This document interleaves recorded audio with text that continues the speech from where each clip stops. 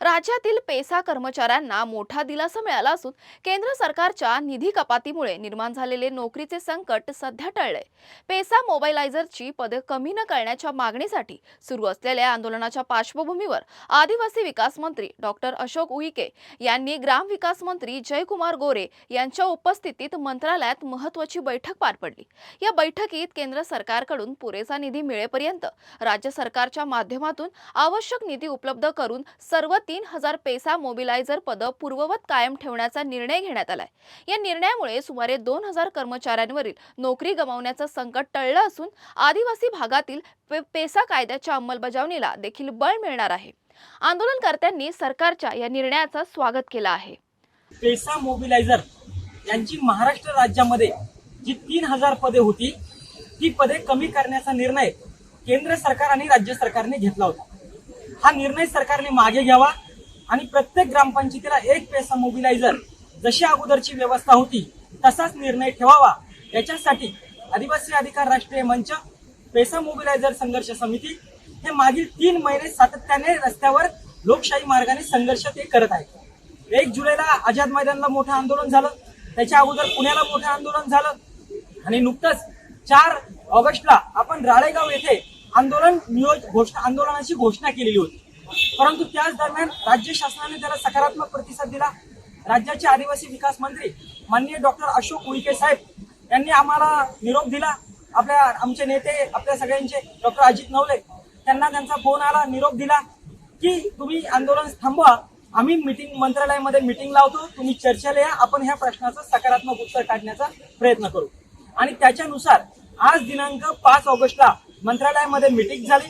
ह्या मीटिंगला मुख्यतः मार्क्सवादी कम्युनिस्ट पक्षाचे पॉलिट ब्युरो सदस्य, अखिल भारतीय किसान सभेचे राष्ट्रीय अध्यक्ष डॉक्टर अशोक ढवळे, पॉलिट ब्युरो सदस्य आणि आदिवासी अधिकार मंचाच्या राष्ट्रीय नेत्या कॉम्रेड मरियम ढवळे, आमदार विनोद निकोले आणि किसान सभेचे राज्याचे नेते, केंद्रीय सहसचिव आणि या सगळ्या लढ्यात ज्यांनी सुरुवातीपासून आम्हाला सहकार्य केलं ते डॉक्टर अजित नवले आणि जवळजवळ 7 ते 8 जिल्ह्यातून आलेले पेसा मोबिलायझर असं शिष्टमंडळ आज मंत्रालयामध्ये ह्या विषयाविषयी चर्चेला आलं होतं।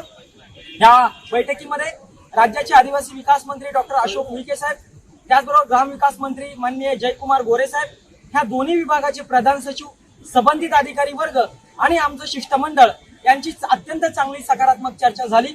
आणि मला या ठिकाणी सांगायला आनंद होतोय की ह्या दोन्ही मंत्री महोदयांनी यांनी राज्य शासनाच्या वतीने असा निर्णय घेतला की महाराष्ट्रामध्ये एका ग्रामपंचायतीला एक पेसा मोबिलायझर हा जो निर्णय अगोदर होता तो निर्णय त्यांनी तसाच चालू ठेवला आणि याच्या पुढे सुद्धा एका ग्रामपंचायतीला एकच पेसा मोबिलायझर राहणार।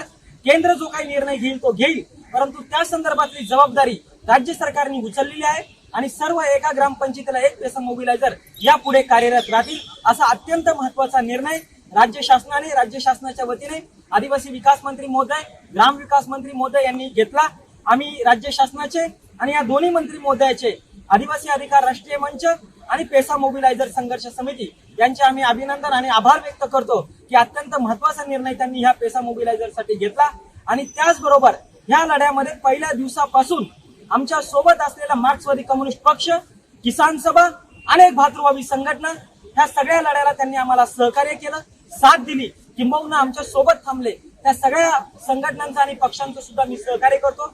विशेषतः हे पेसा मोबिलायझर ह्या ठिकाणी कार्यरत राहावेत म्हणून आदिवासी विकास मंत्री महोदय, त्याच्यानंतर ग्राम विकास मंत्री महोदय, मुख्यमंत्री महोदय यांना जवळपास महाराष्ट्रातल्या 20 आमदार महोदय आणि 6 खासदार महोदय यांनी पत्र लिहिलं आणि पेसा मोबिलायझरचं पद हे जसं पूर्ववत आहे तसं चालू ठेवावं। त्या आमदार आणि खासदार महोदयांचे सुद्धा आम्ही आभार व्यक्त करतो।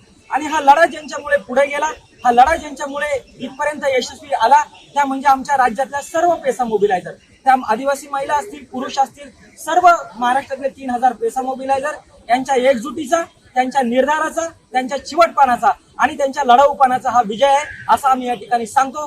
राज्य शासनाचे आणि सर्व ज्यांनी सहकार्य केलं त्यांचे आम्ही आभार व्यक्त करतो। धन्यवाद।